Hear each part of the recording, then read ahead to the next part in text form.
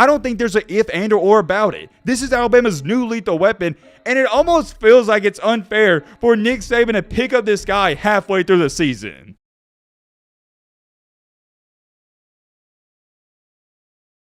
Here is something that not too many people are talking about, but I think it is a huge and major deal. Alabama has a new lethal weapon. Yes, that is right. You heard me correctly. I said lethal weapon, and that's because I believe it. Let me ask you a question. What is the one part of Alabama's game that everybody's going to point to and say, okay, that's their biggest weakness, or that's where the question marks are at? It's not their offense, it's their defense. You don't got to be a rocket scientist to figure that much out, but what part of their defense? What's the part where they're getting exposed? I can tell you this much, it's not their front seven. I've said this since day one, and anybody that keeps up with college football, you know this is true. Alabama has the best front seven in the entire country. Whoa. Hold on. I know what some of you about to say. Well, Matt, their front seven can't be that good. They give up 52 to Tennessee. And that wasn't the front seven's fault. That was the secondary. Oh, wait a minute. Did somebody say secondary? I think they did. Leads me into my next point perfectly. That's the weakness. That's the question marks. The one glaring weakness of Alabama is their secondary. But, and I have a big but, just like Alabama always does, just like Nick Saban always has proven, they're going to fix the weaknesses over time. They have done just that with this new former 5-star recruit, and he is already looking special. We're going to talk all about that in tonight's video. Also got to talk a little bit about Auburn and what's going on over there. I'll leave it at this. It's not good. We're not doing no intro, none of that. It's simple. If you like the content, consider subscribing. If you don't like it, then don't subscribe. All right, man. Blah, blah, blah. Shut the crap up. Now, without further ado, let's get into it.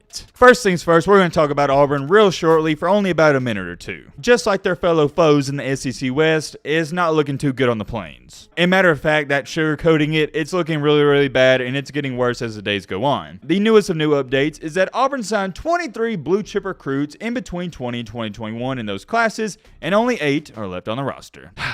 I feel bad for Auburn fans, I generally do, and Texas A&M fans. I couldn't imagine how y'all feel, and to be quite honest with all of you, I hope I never have to experience it. I know what you're sitting there saying, yo Matt, why you bring this up? I know it's bad. Well, here's where things get slightly worse, because everybody knows Brian Harsin will be fired eventually. It's just a matter of when, and one of the head coaching candidates that all these Auburn fans were wanting was, guess who? The head coach for Liberty. Who's the head coach for Liberty, you may ask? Oh, he goes by the name of Hugh Freeze. I think some of my SEC fans, you're going to remember that name. Well, at least you should remember that name because he beat Nick Saban not once, but twice back to back. He is the former head coach for Ole Miss, and I got some bad news for Auburn fans. He just signed a new contract with Liberty, literally today as to when I'm making this video, all the way up until 2030. According to the sources, I'll read it off to you word for word right here. Hugh Freeze and Liberty have agreed to a new contract through 2030 season. It is an 8-year contract that's fully guaranteed and averages just under $5 million per year over the course of the deal. Yeah, that's a pretty big blow to Auburn. I know a lot of people may not think it's a big deal, but it is because that's one of the people they was wanting to get. I thought I'd bring that up before we get into the Alabama topic. I am very curious, Auburn fans. Let me know your thoughts on that. But now finally, the main encore, the main topic, the main reason you clicked on this video. We got to talk about Alabama. 52. What does that number represent? We all know it. The amount of points that Alabama's defense,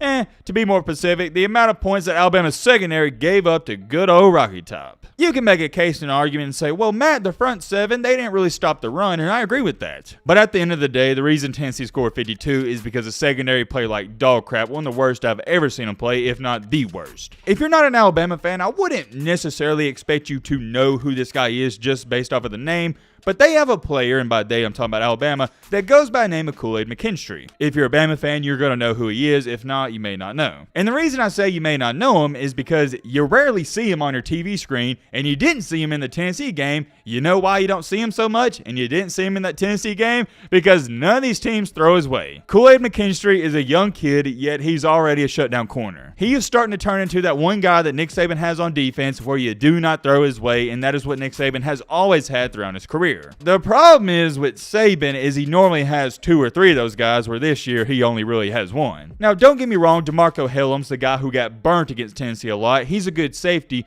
but what people don't understand is that he's a safety. He's not a shutdown or cover corner. The reason Tennessee exploited Alabama's defense isn't because their players are that much better than Alabama's players are not, but it's because they got mismatches. You see this from time to time in college football, but not as much as basketball. In basketball, yes, you have set plays, but in those set plays, watch an NBA game, you try to find the mismatch and exploit it. A great example of this is the pick and roll. Whenever you do the pick and roll, you're wanting that big man to get stuck on the guard, and then it's isolation city. Or vice versa, you're wanting the small guard to switch on the center, and he's going to ISO that player as well. Applying that analogy to the Alabama-Tennessee game, that's what happened. What Josh Heupel did, he's so smart, he was doing all this misdirection and pre-snap movement, and he was getting these safeties lined up on wide receivers. And I don't care who you are, no safety is going to be able to cover a wide receiver. You can maybe stick with them, but if you throw a good or great pass, it's going to beat them every time. It's not because DeMarco Hellams isn't good. I think Hellams is good at safety, but when you got a safety playing cornerback, that's a nightmare. So yeah, that's pretty much what happened. It didn't matter what Alabama tried doing on defense. Tennessee, they exposed them. That is the short, sweet, and simple answer. However, with all that being said, Nick Saban and Alabama, they've made some adjustments. And by adjustments, I mean they put in some new players and some new pieces. In their most recent game against Mississippi State, they started the transfer former 5-star recruit that went to LSU that goes by the name of Eli Ricks. Eli Ricks started in this game. Now, as to why he hasn't been starting and playing all throughout the season, it's been said that he hasn't been doing good in practice. It makes sense, but from day one, I thought he was going to be a big pickup from the defense. I didn't care that he looked bad in practice. I thought he should be out there, but long story short, he wasn't. And you know what Mississippi State was thinking? They said, hey, this guy, it's his first start. We're going to go right at him, and they did that. And well, throwing Mr. Eli Ricks his way, not a smart decision. They threw his way 10 times, and he only gave up 1 catch for 19 yards and forced 5 incompletions. That's pretty impressive, and if you watch this game, the numbers and stats don't do it any justice. You could tell just how much better this Alabama defense looked out there with Eli Ricks on the field. And I know, I get it, it's easy to say. Mississippi State's offense isn't as good as Tennessee's, so of course the defense as a total unit is going to look better. But make no mistakes about it, Eli Ricks, he's going to be starting the rest of the year, and this is a big upgrade. Because think about it, what was Alabama lacking in that Tennessee game? A guy like Eli Ricks. Whoa. Hold on. With all that being said, there's one part about Eli Ricks' game that I absolutely love,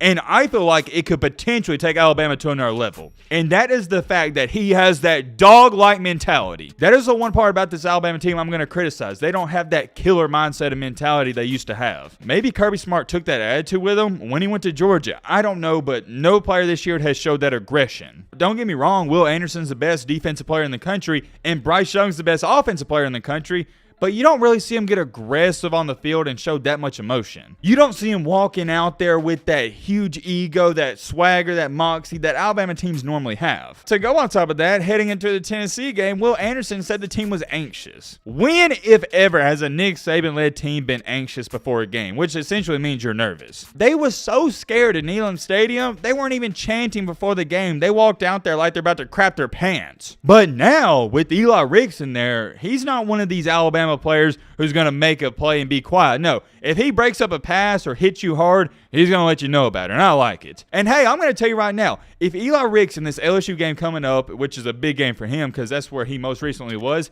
if he gets a 15-yard flag or penalty for taunting an opponent after a big hit or something, I don't care. I love to see it. Here's the best part about this, though, and I can't emphasize it enough. You don't hear about Kool-Aid McKinstry shutting down all these teams and shutting down all these players because they don't throw his way. You don't even get to mention him in the games. But now, with you having Eli Ricks on one side of the field and Kool-Aid McKinstry on the other side, you got to pick your poison. You got to throw at one of them. I'm going to assume, just like Mississippi State, a lot of these teams are going to try to test Eli Ricks. I don't even think it's disrespect. It just goes to show you how good that McKinstry is. And looking at Alabama's schedule, I'm going to throw it up for you right here. They got LSU next week. LSU's not this high-powered passing offense. They got Ole Miss. Ole Miss is more so known as a run team this year. Austin Peay doesn't matter, and then you got Auburn. In these next 4 games, I don't see an offense that can even pose a threat to Alabama's secondary like Tennessee did. Actually, it looks like you got a case of 3 mobile quarterbacks because LSU, they got Jaden Daniels.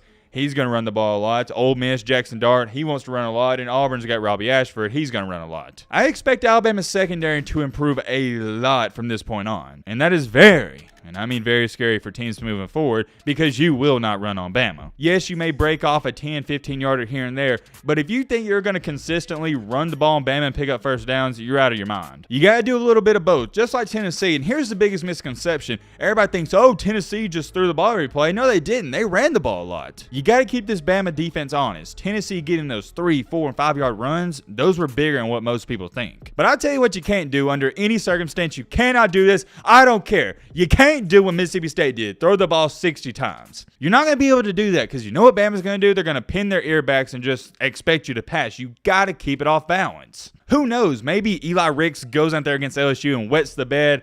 After watching him play Mississippi State, though, I'd be shocked if that happened. And since LSU is his former team, I think he's going to be hyped up and ready to go, and that's what Bama needs. I don't think there's an if, and, or about it. This is Alabama's new lethal weapon, and it almost feels like it's unfair for Nick Saban to pick up this guy halfway through the season. I know this was a short video, but that's all I really got to say. I am so excited, though, for tomorrow's games. Starting off at 11 a.m., we got Penn State, Ohio State. I think that's going to be a good one. Also got Tennessee, good old Rocky Top in Kentucky.